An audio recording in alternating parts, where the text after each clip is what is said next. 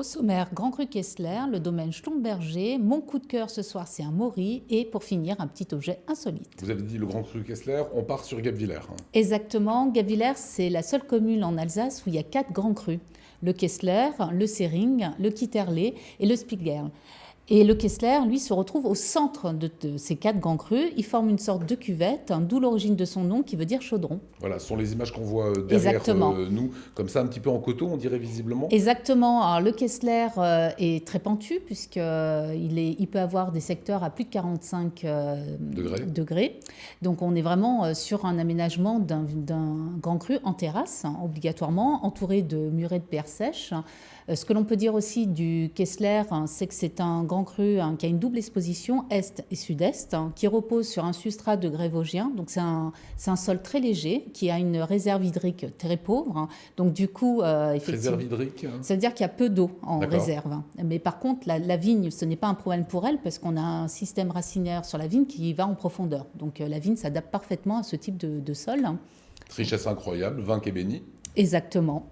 Et donc... Voilà, non, vous me décrivez un terreau, voilà, qui est très propice, un terroir qui est très propice à faire du très bon vin. Du très grand vin, effectivement. Et puis, il y a surtout les grands vins ont toujours été connus sur le Kessler. Déjà au 8e siècle, les moines de l'abbaye de Murbach avaient déjà constaté la qualité des vins du Kessler.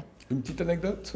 Alors, l'anecdote, c'est que, selon la légende, on aurait retrouvé un menhir au centre du Kessler, qui pourrait dire que ce lieu était riche en énergie, en fait, tout simplement. Qu'est-ce qu'on peut dire sur les vins ?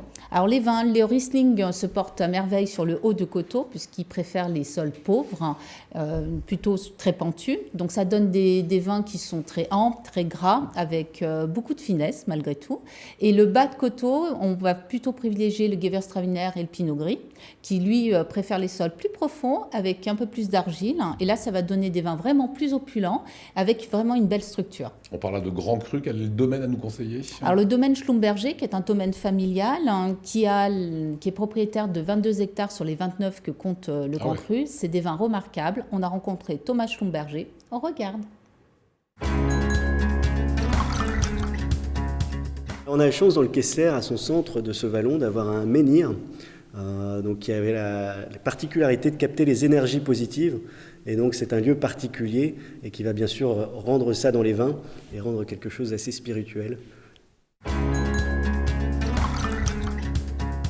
Historiquement, sur le Kessler, on avait le Gewürztraminer qui se prête très bien à ce terroir gréseux, donc pur sable, et qui va apporter beaucoup de finesse et d'élégance à ce vin.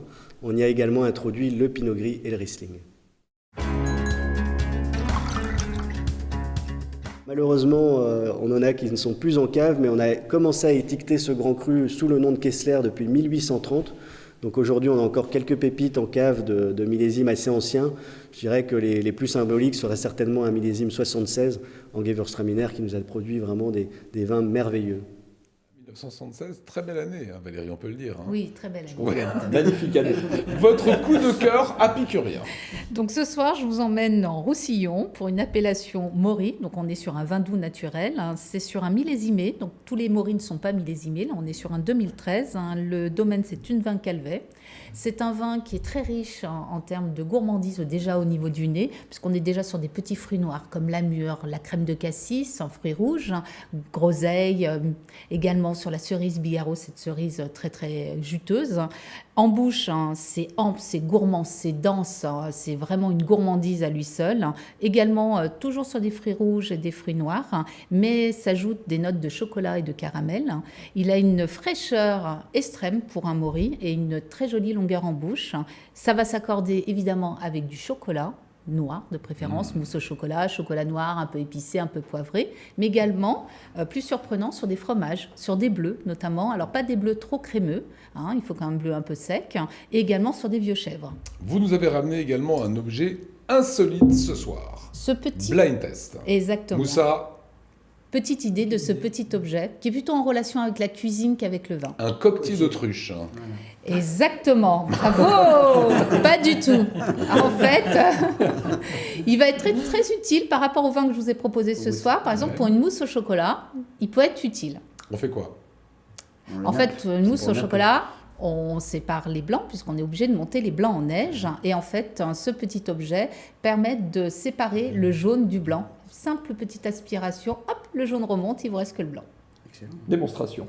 Démonstration, je n'ai pas de blanc d'œuf sur le plateau ce soir. Et donc il y a un trou pour lequel il faut qu'il remonte. Voilà, bon, remontrez juste le trou. Génial. Voilà, c'est pour ça, c'est génial. Petit objet tout simple, ludique. Alors vous avez bien compris, l'abus d'alcool, c'est dangereux pour la santé, à consommer évidemment avec modération, mais surtout, toutes ces informations, ces petites perles que nous propose Valérie Zago chaque semaine, c'est sur apicurien.fr.